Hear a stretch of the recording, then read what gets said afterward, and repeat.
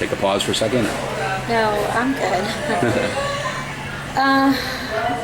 Did you make a friend at all? Or? Yes. There was actually one compound that was not that far from our base, and they named me Fatima. My name was not Heela when I was there. The locals just gave me the name Fatima, and that's what they called me. And we would always go to their compound at least once a week, just to see how they're doing, because we felt very welcome. Every time we'd go, they'd bring us tea, whatever that they had, they would just put in front of us. But the females felt more comfortable around us. They were more engaging. They were more like talking. And once actually, and they even spoke Dari, which is kind of Farsi version. They even speak Pashto. And so I asked them, "What are you doing here?" And they're like, "Well, we got married into these guys, and they live here, so that's why we're here." I was like, "How do you know Farsi or Dari?" They go, "Because we lived in Iran for quite some time." But they we felt very, very comfortable with them, and they came down and they told us, "Look, you're here today. You're here today. Yes, you're keeping us safe today, but you're not going to be here after 5 years, 10 years, 20 years. We have to deal with them in our way." And so we are kind of stuck in between you guys and them. And we have to also survive. So we have no choice but to kind of deal with you when you come home, when you come and see us, and we also have to deal with them when they come, whenever they need us. And we can't really turn back on either one because we're stuck in the middle. I mean, those females, I completely understand. They're being very realistic. I mean, they at least told us, how they feel. Yeah. And it's very difficult to accomplish that, especially from their females, because they're kind of mute and deaf. Let's just put it that way. They're not allowed to talk or say anything. Were they in burqas a lot of the time? Or? Yes, most of the time they were in burqas. Even when you take our Kevlar out, and I would literally open my hair most of the time just to make them feel comfortable, like I am a female. And so their burqas were covered, and slowly it would like come off, and they would show their faces. But if there was a male voice anywhere nearby, that's when the burqas would come off. And most of the time, they're always in burqas until we sat down and there's absolutely no presence of a male, not even a voice. Yeah. What were those called? The face masks and the burqas? You just called them something? Its actual term is burqa, but. They have different names. They call it hijab too. I was talking about the face part. That you said that the that face one part. is called the chadari. That's the Afghan version that I know. Chadari, Chadari. It's pretty much. It looks like a little hat, but then it covers, and you only see the net part. Yeah, I don't know how they even breathe in that.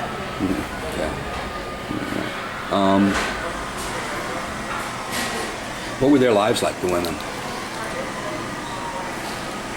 Was it primarily servitude for the men doing? Pretty much.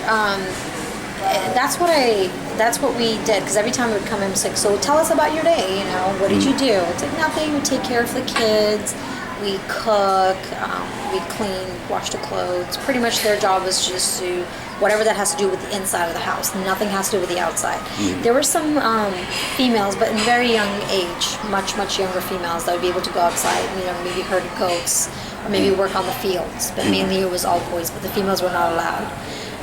There was one female that we actually saw working, but it was a much older female. I guess that's why they were comfortable letting her be out there and work on the field, because she was not young, but she was not too young either. She was not a child, yet she was not a young woman. Right. She was an old woman, so she was okay to work on the field. But most of the time, their job has to do with the inside of the house. Did they do anything for fun? What was it? How would they react? Just talking, or? They talked. So what gave them joy is they had these makeup things in the bazaar, like henna things, and a little bit of things that has to do with female, the beauty. Whether it was makeup, whether it was kind of stickers. They had these little knickknacks that sell in the bazaar, so that was their fun part. They actually had makeup too, surprisingly. Really? We allowed them to put makeup on us once. So as long as nobody saw it other than the husband? Yes, exactly. The women could see it.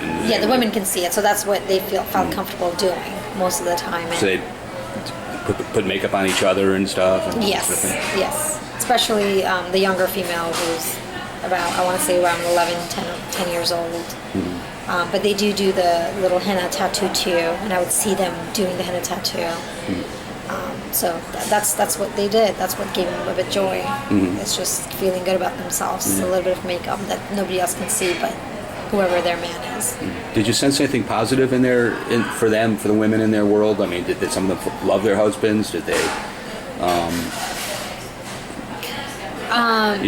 We see this dark side of it. I mean, they felt absolutely they were not comfortable talking about anything like that. So, as a matter of fact, I remember we went on in one of the compounds, and the woman was pregnant, and I was like, oh my God, congratulations. And she was so embarrassed. Like, she literally covered herself, and she covered her belly. Like, that was something embarrassing for her to have, is having a baby in her belly was not really something that she should be happy about. She was more embarrassed than anything else. So they would never talk about their men in any which way. Nothing that, I love him or anything like that. Yeah. All they would say is like, yes, I'm married, and that's it. Did you get a sense that if you could have picked one of them up and say, come with me to the United States, that they would have gone? Yes. Yes. There was quite a bit of, girls that were out there that, because desperately wanted to do something. You could see in their eyes, and every time I was like, would you want to come with me? They would just giggle and hide, giving me the notion of like, yes, of course, but they know the reality that it's not going to happen. Yeah. I haven't seen this, but I've heard through other female Marines that there was 2 sisters that literally ran away from their home to come with us, with Americans, pretty much. And of course, the Marines would not let him come inside the base. And then the next day, I heard that they said that they found their bodies. 2 little girls. Yeah. Wow. So, which is, it's kind of sad.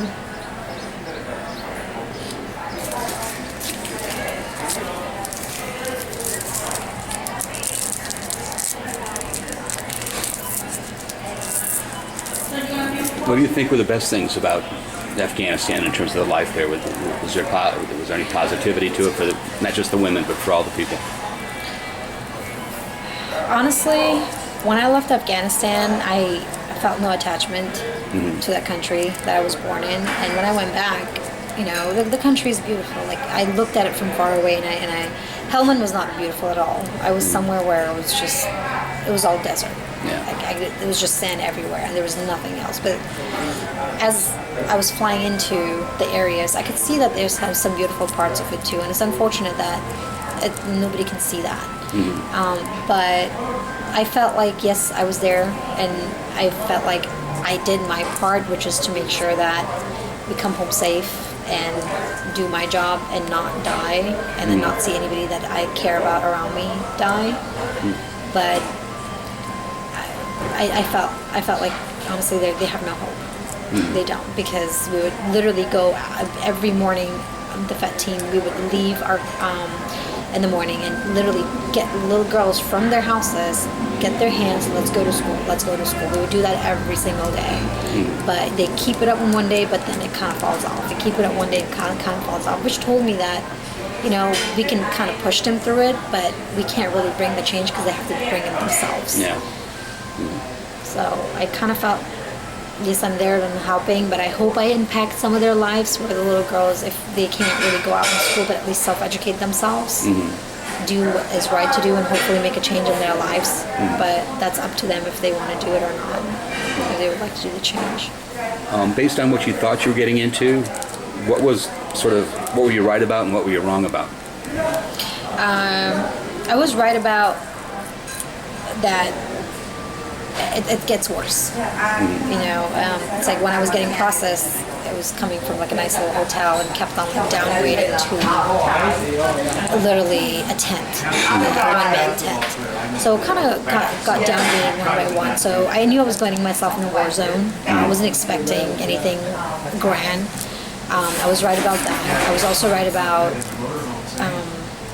I'm going to do my best to do my part, which is translating and really helping the Marines. And honestly, there were times where I was exhausted and tired. I didn't want to do it, but when I would look around, they had nobody else. Yeah. I was the only translator that they trusted.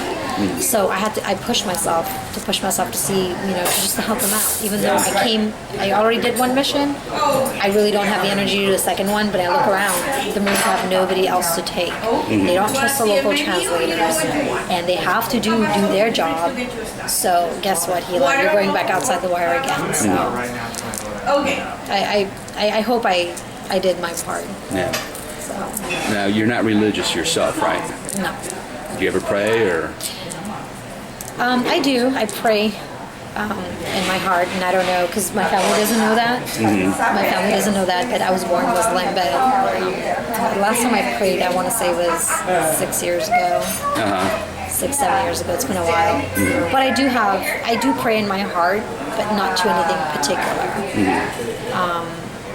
But even then, I wasn't praying, even though facing everything, I wasn't looking up. So it's like, Allah help me, or God help me. Yeah. I wasn't praying at all. It was just, it's kind of sad now that I think about it. I just was like, okay, this is another day.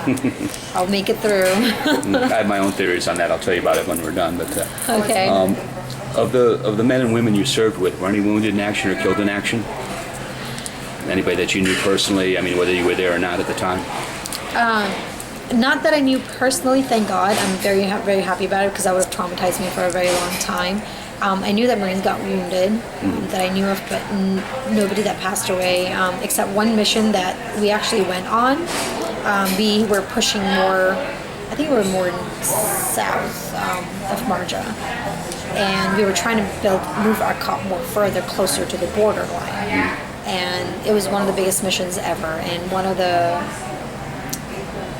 Humvees for the Marines got blown up by an IUD, and 2 Marines have actually died on that mission. I've never seen them, but that day was very cold. It was one of the coldest days I've ever experienced, knowing the fact that 2 Marines have given up their lives. So. Did you notice anything different from the time you arrived to the time you ended? Was there a difference in attitude or difference in the way things were done? Was there any sort of transformation that you were sort of aware of? Difference in me, or difference in the way local? things worked? Like Yes. the soldiers' attitudes toward the Afghan people or whatever. Yes. When I got there with the 1st Marine, I would think it was like Fox Company, 2nd Marine 6th Battalion. They were already 3 months into their deployment. They had 3 more months to go. So they were in their area where they were comfortable. They'd kind of been there, done that kind of a thing. So they were a bit more cautious of what they do. They just wanted to know that, okay, we're coming so close to our deployment that we don't want to take any casualties. So they were very cautious with their mission and how they did their job every single day. And when the new company would come in, they were more eager. They were more like, okay, I'm going to do this. I'm going to make a change. I'm going to bring newness into this. And they would go on patrols literally every single day, like sometimes even 2 to 3 times a day, to get their mission across. But I kind of seen both, and I had to find a balance of myself where I'm not, being the only female translator, be the only U.S. translator among them. I didn't want to be I wouldn't say taken advantage of, but kind of like being overworked. Not to go out on mission so much just because, okay, nobody else is left to take FET. Even though you don't really need a female engagement team for the mission, you still take it, because guess what? Female engagement team has a translator. Because my job was to make sure I go with females, not with males. But most of the time I translated for male Marines, because that's what they need, is translators. Yeah, the new Marines were more eager. The Marines that were ready to go was more kind of cautious and kind of... So as they're there for a while, they sort of realize that they're not doing a whole lot of good, and they kind of step back. Yeah, step back and just make it home safe. What was the attitudes that a lot of the Marines had toward the Afghan people? Were they positive, negative, dislike them, hate them? Most of the time it was dislike them and hate